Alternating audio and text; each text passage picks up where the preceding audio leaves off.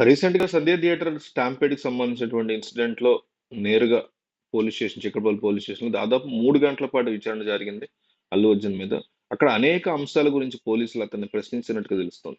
వాళ్ళలో పోలీసులు అడిగినటువంటి ప్రశ్నలకు అల్లు అర్జున్ కూడా సమాధానం చెప్పండి. దాదాపు 20-30 ప్రశ్నలు అడిగినట్టు తెలుస్తుంది. అందులో మొట్టమొదటి ప్రశ్న అంటే బేసిక్ ప్రశ్న ఏంటంటే ఎవరెవరొచ్చారు? మీతో పాటు సినిమా బృందం గాని, మీ ఫ్యామిలీ వాళ్ళు గాని ఎవరెవరొచ్చారు? ఆ తర్వాత తొక్కిసలాట జరిగినటువంటి టైంలో ఏదైతే రిపోర్టెడ్ డెత్ జరిగిందో ఆ రేవతిది, ఆ టైంలో మీరెక్కడున్నారు? మీరు థియేటర్‌లో ఉన్నారో, బయటున్నారో మీరనుకుంటున్నారా? ఒకటి. మూడోది తర్వాత రోజు వరకు గూడా మీకు తెలీదని చెప్పారు మీరు మీడియాతో. కానీ ఆ రోజు మీడియా అంతా వచ్చింది. ఆ వార్త పర్సన్ పేరు తెలియకపోయినా ఎవరో ఒక మహిళ చనిపోయినటువంటి వార్త అయితే మీడియా వ్యాప్తంగా వచ్చింది. అట్లాగే అక్కడ మీకు ఏసీపీ గూడా డైరెక్ట్‌గా వచ్చి చెప్పినట్టుగా చెప్తున్నారు. మరి దాన్ని మీరెందుకు యాక్సెప్ట్ చేయలేదు?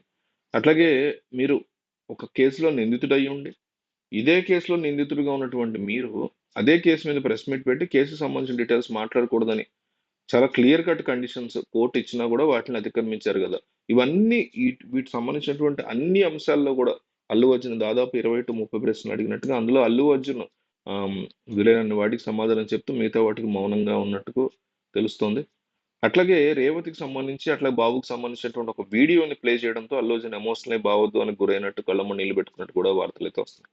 అయితే అల్లు అర్జున్‌ని ఆయనకి సంబంధించినటువంటి బెయిల్‌ని రద్దు చేయాలనే టార్గెట్‌లో ఉన్న తెలంగాణ సర్కారు పోలీసులు గాని, వాళ్ళకొక బిగ్గెస్ట్ అవకాశం దొరికినట్టయింది. ఎప్పుడైతే రేవంత్ రెడ్డి అసెంబ్లీలో మాట్లాడారో, దానికి తగ్గట్టుగా అల్లు అర్జున్ మీకు ప్రెస్ మీట్ పెట్టి మాట్లాడారు.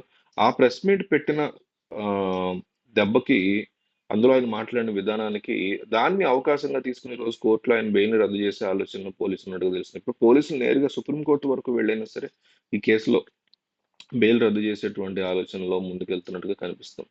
సో, బెయిల్ గనుక రద్దయితే మళ్ళీ ఆయన చెంచల్ కూడా జైలుకెళ్ళేటువంటి సిట్యుయేషన్స్ వస్తాయి. ఆ రోజు కూడా హైడ్రామా నడిచి మీకు రిమాండ్‌కి విధించింది ఏదైతే నాంపల్లి కోర్టు రిమాండ్ విధించిందో ఆయన కరెక్ట్‌గా రిమాండ్‌లో భాగంగా అటు వెళ్ళబోతూ ఉండగా యువతల నుంచి ఆహ్, హైకోర్ట్‌లో క్వాష్ పిటిషన్‌లోంచి ఇంటరమ్ బెయిల్, మధ్యంతర బెయిల్ రావడం, వెంటనే ఆయన అక్కడి నుంచి బయటికి రావడం. గతంలో ఎప్పుడూ అట్లా ఇవ్వలేదు గానీ, కేవలం అర్నబ్ గోస్వామి కేసులో తీసుకొని ఇవ్వడం జరిగింది. దాన్ని బేస్ చేసుకొని తెలంగాణ హైకోర్టు క్వాష్ పిటిషన్‌లో ఇంటరమ్ బెయిల్ ఇవ్వడం, మధ్యంతర బెయిల్ ఇవ్వడం అనేది కొత్తగా 3, 4 ఏళ్లగానే జరిగింది.